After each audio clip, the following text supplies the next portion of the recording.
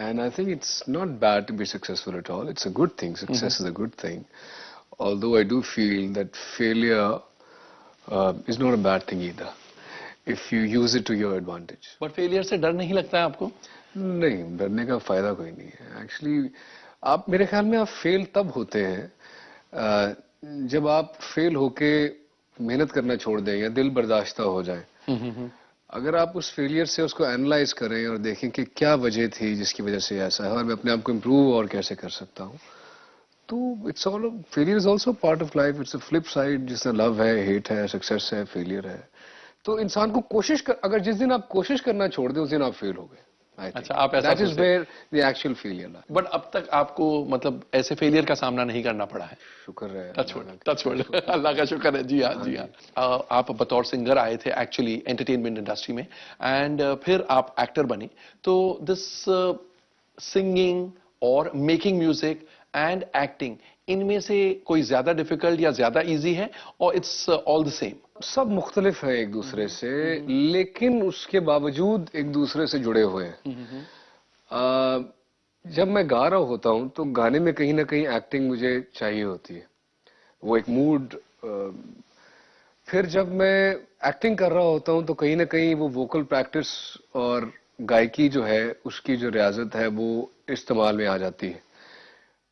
अगर पेंटिंग कर रहा हूं तो उसकी क्रिएटिव प्रोसेस में भी कहीं ना कहीं म्यूजिक का क्रिएटिव प्रोसेस की सिमिलैरिटी मौजूद रहती है और एक्टिंग की। तो मेरे ख्याल में मैं अपने आप को इसलिए खुशकिस्मत महसूस करता हूं कि एक तो वो कर रहा हूं जिससे मोहब्बत करता हूं, वही काम कर रहा हूं, वही मेरा पेशा है, वही प्रोफेशन है, वही रोजी रोटी है, और आपस में जुड़े हुए भी हैं। एक, मैं अब इनको मुख्तलिफ देखता हूं जराए अपने आप को एक्सप्रेस करने के, अपनी जो आर्टिस्टिक एक क्रिएटिव जो एक आपके अंदर वो होता है उसको एक्सप्रेस करने का, इजहार करने का ये तरीका महसूस करता हूँ। ये एक्टिंग हो, सिंगिंग हो, पेंटिंग हो या कुछ। आदत डाली? आई थिंक मेरी एक बहुत स्ट्रॉन्ग अर्ज थी, मैं बहुत एम्बिशियस था शुरू से। मेरे पेरेंट्स की तरबियत उसमें है ही है।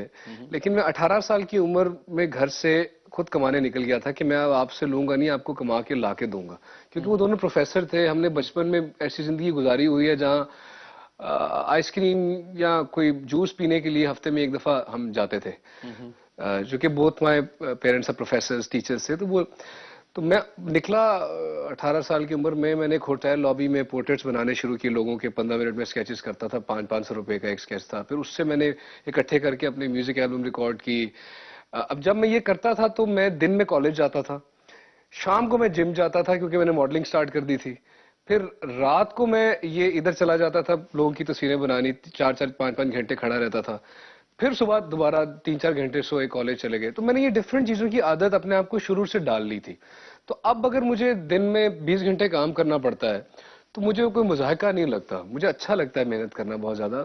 मैं समझता हूँ कि जिंदगी से मैं पूरा वो निचोड़ना चाहता हूँ जो जिंदगी ने मुझे ब्लेसिंग्स दी हैं। तो 18 साल में जनरली लोग 18-19 साल के होते हैं तो गर्लफ्रेंड के बारे में सोचते हैं, डेटिंग करते हैं, पिक्चर देखने जाते हैं, घूमने जाते हैं, and you know such things. तो आपने ऐसी चीजें की ही नहीं, या साथ साथ में मल्टीटास्किंग में वो भी आते थे? ये कह लीजिए कि प्रायोरिटी वो नहीं थी। प्रायोरिटी जिंदगी में बहुत एक फोकस होके चल रहा था, लेकिन उसके साथ साथ हाँ, जैसे कोई भी जवान लड़का, जाहिर है शुरू में मैं आई वाज, थोड़ी खूबसूरती भी जोड़ दीजिए। हाँ तो शुरू में ही the girl that I met even in that age, तो I stuck to her, it's been a long time. तो मेरी प्रायोरिटी कभी ये नहीं थी। इनफैक्ट मुझे याद है कि मेरे दोस्त वगैरह पार्टीज पे जाया करते थे और प्लान बन रहा होता था कि रात को जाना है, और मैं काम कर रहा होता था, वही तस्वीरें बना रहा होता था या कोई असाइनमेंट होती थी। मैंने बल्कि अपना फर्स्ट ईयर का कॉलेज का ट्रिप जो बाहर जाता है पहाड़ों में, कॉलेज लेके जाया करता था एज रिक्रिएशनल ट्रिप। बहुत अच्छा ट्रिप होता है वो भी मिस कर दिया क्योंकि मैं उस दिन काम कर रहा था, शूटिंग कर रहा था एक किसी चीज की। तो ये कुछ चीजें हैं जो सैक्रिफाइस की हैं जिंदगी में, लेकिन उनका फल मुझे अब मिला आके, कि जब मैं बहुत रिलैक्स्ड हूँ फाइनेंशियली या उस तरह से, और वो लोग, कुछ लोग दोस्त अभी भी स्ट्रगल कर रहे हैं। तो ये कुछ कैलकुलेशन। तो ये कहना ठीक होगा कि आपके जो ग्रोइंग अप इयर्स थे, they were difficult for you? They were difficult because ऐसा है कि maturity to understand things, no? To become aware of how to handle things, ये जरा आहिस्ता आहिस्ता आती है। शुरू में ज़ाहिर है आप 18-19 साल का लड़का है, कोई भी कुछ कह दे, छोटी छोटी बात पे दुख हो जाता था। I used to get very depressed and down and all of that, but so then what I started doing was, I was somebody who was very inquisitive and I used to question everything कि ऐसा क्यों, why do I believe in this, why am I thinking like this, and all those questions which everybody thinks that why we are here, हमारा क्या purpose है जिंदगी में, ऐसा क्यों है, जिंदगी के बाद क्या होगा। So I started reading a lot।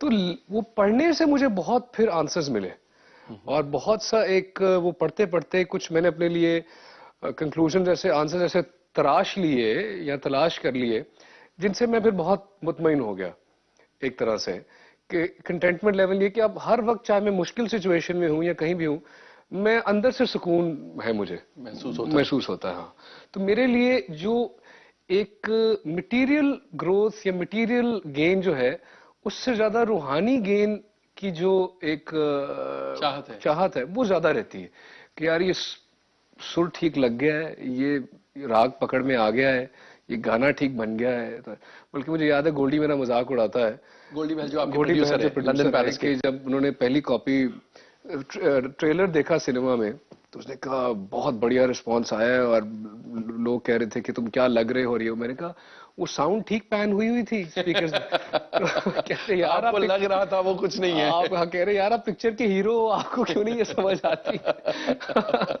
तो इस तरह के आपने कहा कि कभी डिप्रेस फील होती थी, डिप्रेसिंग फीलिंग होती थी, और कभी दुख भी होता था।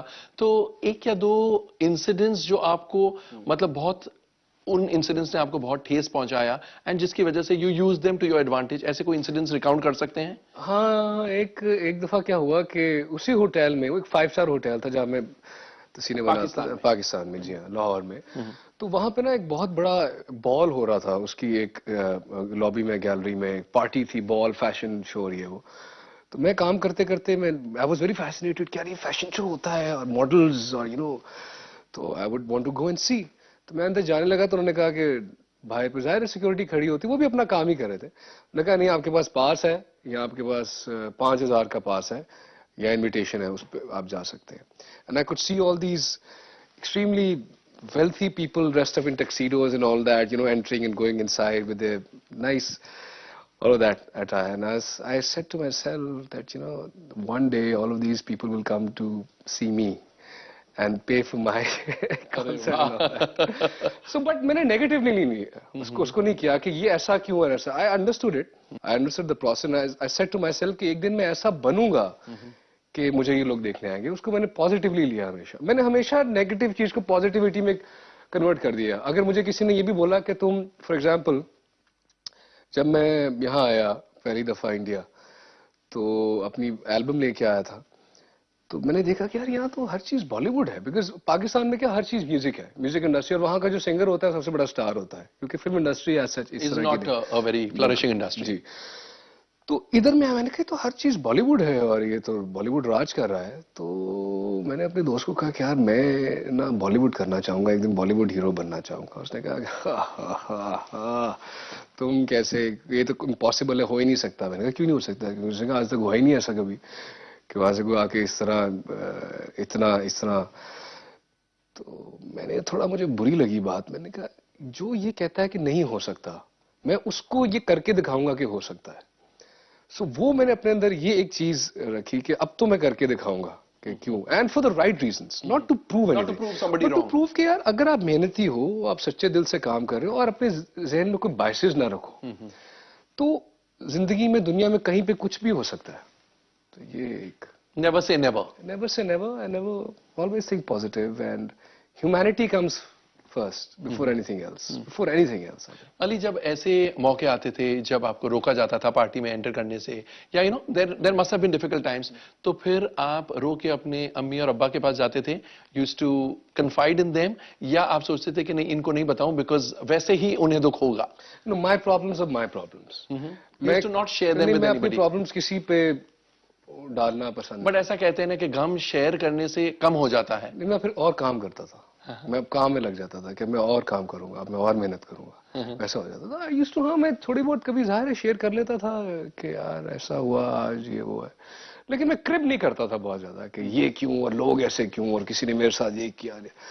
मैं उसको ऑब्वियसली जब तक मैं अफेक्टेड रहता था, एक रात दो रातें गुजर जाती थी, but then I would get it out of my system and move forward, find solutions. And who was your best support system during that time? My family. My family, and they've always been there for me. मैं बल्कि अपनी यहाँ तक कि मेरे जो नाना नानी दादा दादी चचा मामू, बहुत मैं अपनी फैमिली के साथ जो है ना, नाना के साथ बैठ के फिर हम कई स्पिरिचुअल बातें और वो चीजें जो है ना, तो I used to confide in them. मुझे उससे बहुत सुकून मिलता था कि जब इस तरह बड़े लोगों के दरमियान बैठ कर, बड़ी अच्छी उन्होंने मेरी तरबियत की। आई होप की हो, आई होप कि लोग ऐसा समझते हो, लेकिन मुझे उसमें बहुत I used to confide in that with my family. और अब जब आप बड़े स्टार बन गए हैं, बॉलीवुड में छा गए हैं, तब उन्हें कैसे लगता है? बहुत खुश है, बहुत प्राउड है, लेकिन उन्हें, मुझे लगता है इस चीज की ज्यादा खुशी है कि मतलब जो मैंने इंटरव्यूज वगैरह देखते हैं, जब बातें हमारी आपस में भी होती हैं, कि बहका नहीं बेटा। आई थिंक एक प्राइड है जो मुझे नजर आता है उनकी आंखों में, कि क्योंकि ये एक ऐसी इंडस्ट्री है, ये शो बिजनेस इतना ट्रिकी फील्ड होती है कि यहाँ पे you can tend to lose yourself, you can tend to lose your soul and your innocence.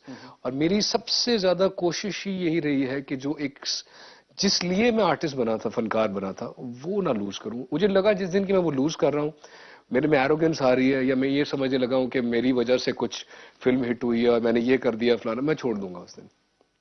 वो मेरे लिए वो चीज ज्यादा जरूरी है बजाय इसके। और अब आपको लगता है कि you are firmly a part of Bollywood, या अभी भी अपने आप को आउटसाइडर महसूस करते हैं? नहीं, मुझे बॉलीवुड ने ऐसा महसूस करने नहीं दिया। मुझे बहुत पूछा जाता है जब मैं जाता हूँ वापस कि कैसा तुम्हें लोग ट्रीट करते हैं, कैसा, तो मेरे लिए मैं ये कहता हूँ कि यार मैं बयान नहीं कर सकता अल्फाज में कि क्या है ऐसा प्यार और ऐसी शफकत।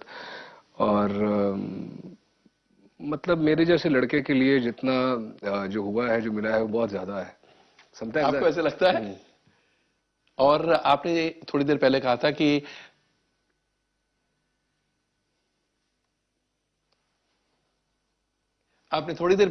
कि you did not lose your innocence. ये कैसे आपने मतलब मैनेज किया? I think music helped a lot, and all of you people and people in general. I think if you give love to the universe, you only get love. If you have hate inside you, then you only get hate. And I don't know why people don't love. All you need to do is love. That's we wasted so much time in hating each other. It's a very बहुत जिंदगी की ख्वाहिश है that we just that all we speak about is love, and we start to coexist together and believe in humanity more than anything else.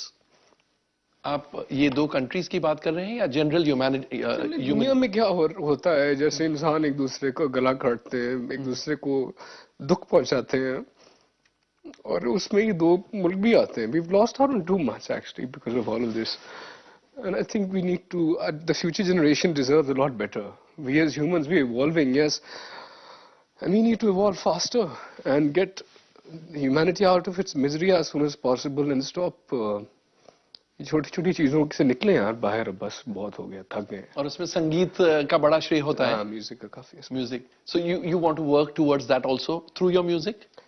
Yeah, I also feel that we somehow down the line हमने music की honesty और truth भी खो दिया कहीं इसके जो एक कमर्शियल एस्पेक्ट की वजह से. जो हमारे ईस्टर्न क्लासिकल का एक सोल है, एक इफेक्ट है, वो ऐसा जो पूरी तरह से एक्सप्लॉइट नहीं हो रहा, उसमें नहीं हम घुस रहे, उसको लूज कर रहे हैं because of western influences and all of that, जिसका मैं भी एक हिस्सा हूँ. और उसमें मैं चाहता हूँ कि अपने फ्री टाइम में उससे कनेक्ट करूँ ज्यादा से ज्यादा. जो ईस्टर्न क्लासिकल संगीत है, वेस्टर्न क्लासिकल है. Let's talk about happier things. Let's talk